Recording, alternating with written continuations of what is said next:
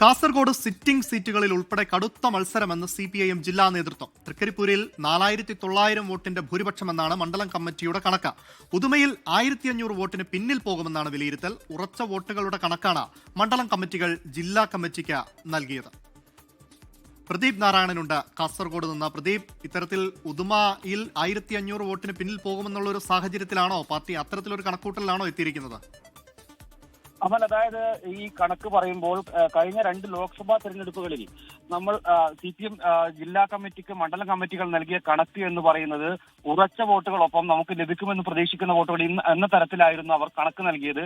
ആ കണക്കുകൂട്ടലൊക്കെയും പാളിപ്പോയ സാഹചര്യത്തിലാണ് ഉറച്ച വോട്ടുകൾ മാത്രം അത് അരിച്ചെടുത്തുകൊണ്ട് ഉള്ളൊരു കണക്കാണ് ഇപ്പോൾ മണ്ഡലം കമ്മിറ്റികൾ ജില്ലാ കമ്മിറ്റിക്ക് നൽകിയത്. അതിലാണ് ഇങ്ങനെ പറയുന്നത്. തൃക്കരിപ്പൂരിൽ 4900 വോട്ടിന്റെ ഭൂരിപക്ഷം എന്നാണ് ഇപ്പോഴുള്ള ഒരു വിലയിരുത്തൽ. അതേസമയം കഴിഞ്ഞ നിയമസഭാ തെരഞ്ഞെടുപ്പ് സമയത്തും ഇത്തരത്തിലൊരു കണക്കായിരുന്നു നൽകിയത്. 3500 വോട്ടിന്റെ ഭൂരിപക്ഷം എന്ന കണക്കായിരുന്നു തൃക്കരിപ്പൂരിനെ സംബന്ധിച്ച് അന്ന് നൽകിയത്. പക്ഷേ 20,000 പരം വോട്ടിന്റെ ഭൂരിപക്ഷത്തിന് എം രാജഗോപാൽ ജയിക്കുന്ന ഒരു സാഹചര്യം ഉണ്ടായിരുന്നു. പക്ഷേ ഇന്നത്തെ ഇപ്പോൾ നടന്ന ഒരു തെരഞ്ഞെടുപ്പിൽ പക്ഷേ കടുത്തൊരു മത്സരം അവിടെ ഉണ്ടായിരുന്നു.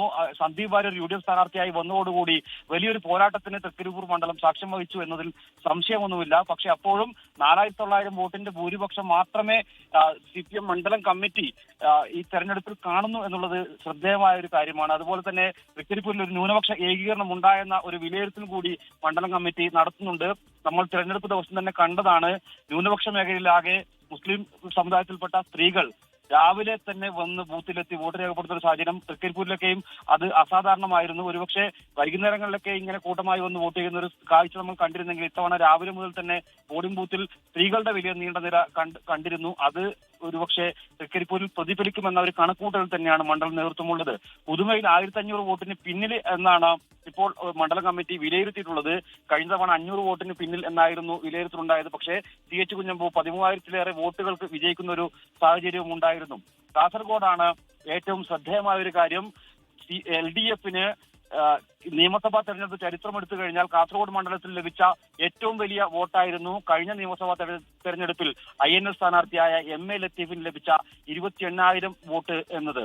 പക്ഷേ ഇത്തവണ അത് 40,000-ലേക്ക് കടക്കുമെന്ന ഒരു കണക്കാണ് മണ്ഡലം കമ്മിറ്റി നൽകിയിരിക്കുന്നത്. അതായത് വലിയൊരു മുന്നോട്ട് പോക്ക് കാസർഗോഡ് മണ്ഡലത്തിൽ LDF-നും ഉണ്ടാകുന്നു എന്ന് പറയുമ്പോൾ അത് ആരെ തുണക്കുമെന്ന ഒരു ചർച്ചയിലേക്ക് കൂടി കാര്യങ്ങൾ മുന്നോട്ട് പോവുകയാണ്. മഞ്ചേശ്വരത്ത് കഴിഞ്ഞ തവണ VV രമേശൻ മത്സരിക്കുമ്പോൾ മാത്രമാണ് 42,000 വോട്ടിന്റെ വലിയൊരു മുന്നേറ്റം LDF-ന് പ്രത്യേകിച്ച് CPM-നുണ്ടായത്.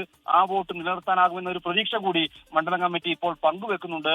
എന്തായാലും കാസർഗോഡ് ജില്ലയിൽ ഉദുമ മണ്ഡലം ആണ് ഇപ്പോൾ ഏറെ ഉറ്റുനോക്കുന്നത്. KPC ജനറൽ സെക്രട്ടറിയാണ് അവിടെ, K നീലകണ്ഠനാണ് അവിടെ UDF സ്ഥാനാർത്ഥിയായിട്ടുണ്ടായിരുന്നത്.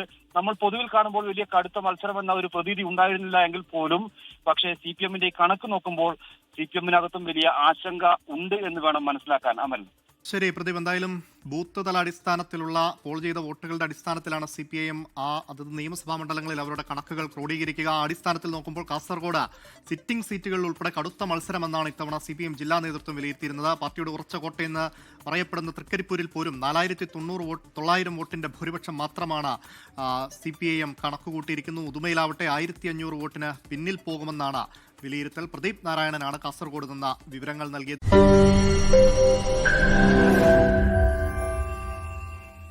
ലോകത്തെവിടെയായാലും ഏത് സമയത്തും 24 വാർത്തകളും ഓഗ്മെന്റഡ് റിയാലിറ്റി പാക്കേജുകളും എക്സ്പ്ലെയിനറുകളും വിശദമായി കാണാൻ ഞങ്ങളുടെ YouTube ചാനൽ നിങ്ങൾക്ക് സബ്സ്ക്രൈബ് ചെയ്യാം.